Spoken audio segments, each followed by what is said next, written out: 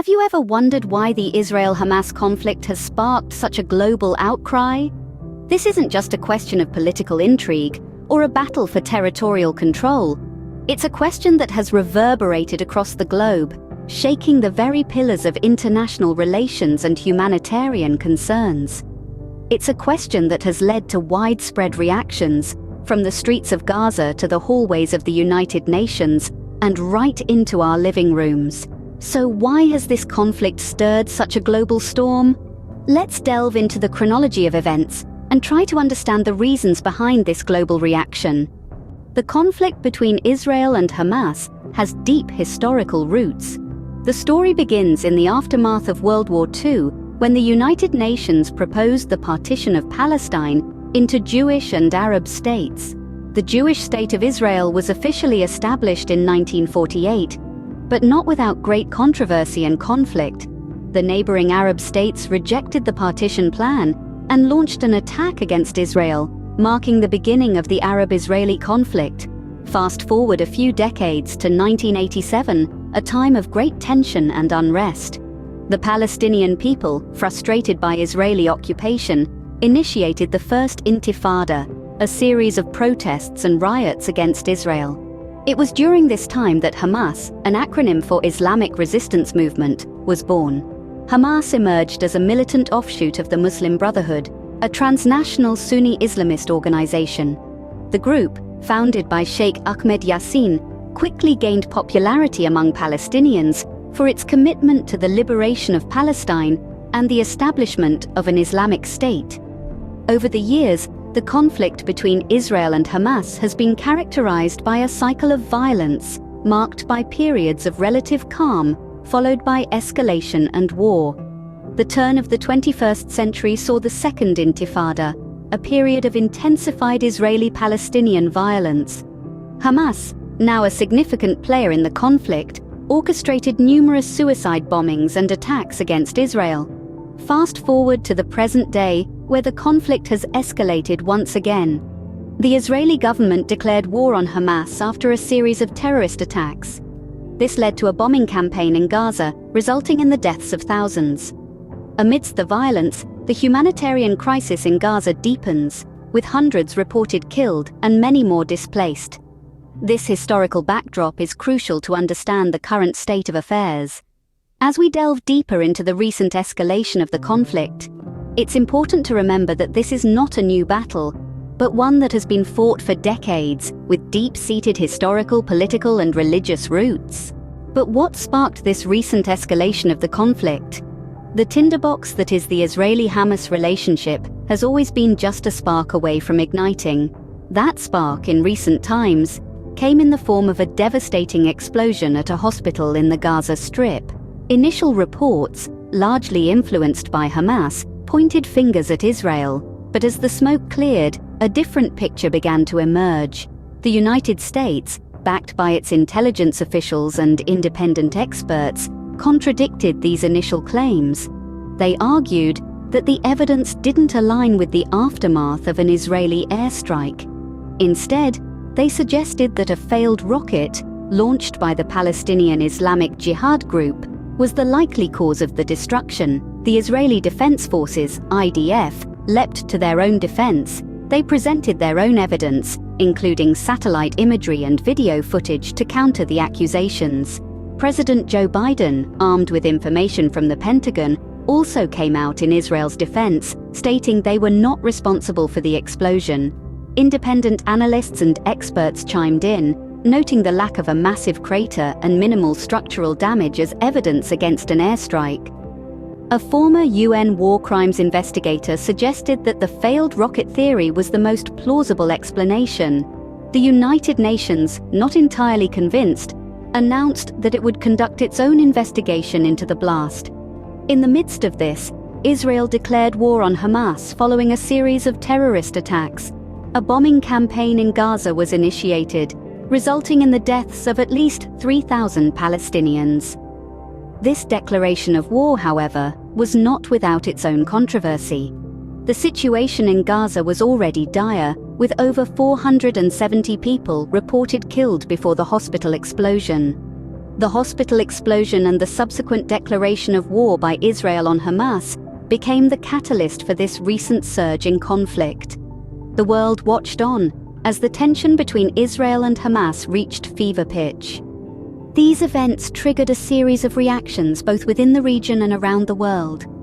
The world watched in shock and horror as the conflict escalated. The air was thick with tension, the hearts of millions around the globe filled with dread and disbelief. This wasn't just a political skirmish happening in a distant land.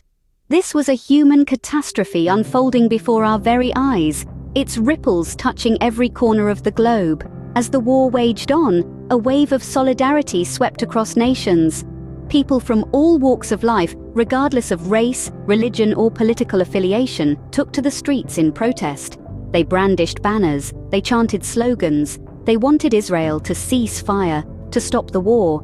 The outcry was deafening, echoing from the bustling streets of London to the towering skyscrapers of New York, from the sun-drenched beaches of Sydney to the snow-capped mountains of Switzerland. While the physical gatherings were a testament to humanity's collective conscience, the digital world too buzzed with activity. Social media became the battleground of a different kind. It was here that the conflict found a new dimension, a new life.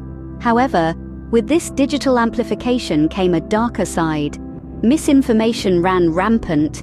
A video from the Syrian war was falsely labeled as showing rockets fired by Hamas. A peaceful march in Chicago was repurposed to suggest it was a gathering in support of Palestinian rights. The truth was being twisted, manipulated, repackaged into bite-sized pieces of propaganda. It was a dangerous game that only added fuel to an already raging fire. Even as fact-checkers worked tirelessly to debunk these false narratives, the damage had already been done. The lines between truth and fiction were blurred, the seeds of discord sown. One thing, however, was clear. Social media, with all its flaws, had made the world a part of the conflict. It had brought the war into our homes, our lives, our conversations. The world was not just a silent observer, but an active participant in the conflict, albeit from afar.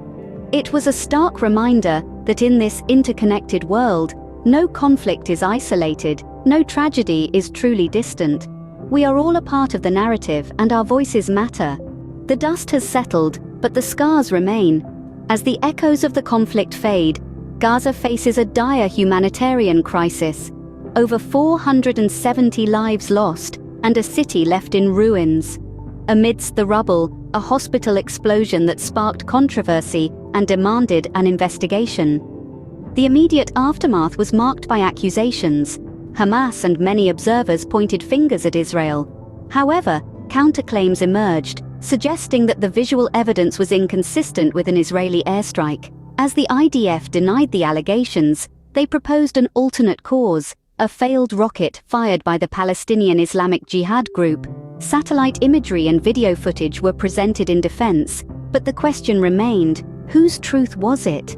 In the midst of this, President Joe Biden, based on information from the Pentagon, absolved Israel of responsibility.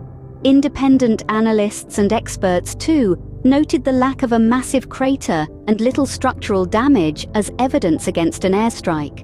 A former UN war crimes investigator suggested that a failed rocket was the most likely cause, but the world wasn't satisfied with just these accounts. The UN announced its own investigation into the blast. Truth, as they say, is the first casualty of war, and in this case, the search for it was as convoluted as the conflict itself. The public outcry didn't cease with the end of the conflict. People around the world continued to gather, their voices echoing in unison against the war. Social media platforms buzzed with real-time updates, but they also became a breeding ground for misinformation and vitriol. As we reflect on the aftermath, it's crucial to remember that the Israel-Hamas conflict is not just a regional issue, but a global concern. It's a complex narrative of historical grievances, political maneuvering, and human suffering. It's a story that requires our attention, our understanding, because at the end of the day, it's not just about who's right or wrong. It's about the human cost of conflict, the lives lost, the homes destroyed, and the hope that someday, peace will prevail. The Israel-Hamas conflict is not just a regional issue, but a global concern that requires our attention and understanding. So, what have we learned from this discussion? We've journeyed through the dense maze of history, tracing the roots of the Israel-Hamas conflict. The genesis of the conflict is deeply embedded in the past, and its echoes reverberate in the present. The recent escalation was not an isolated incident, but a spark that ignited a powder keg of long-standing grievances.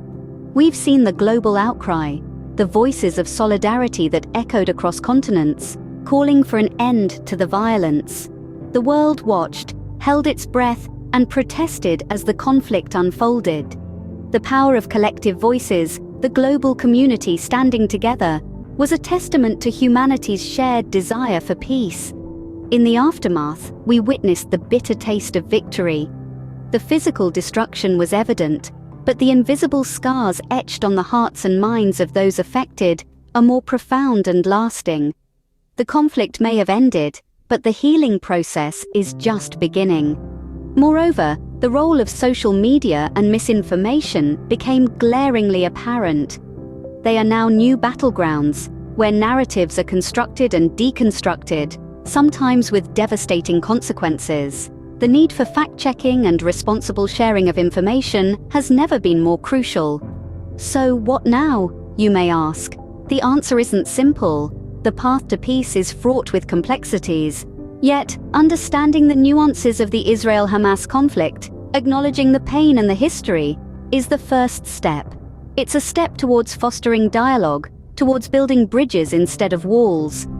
Understanding the Israel-Hamas conflict is key to fostering peace and stability in the region and around the world.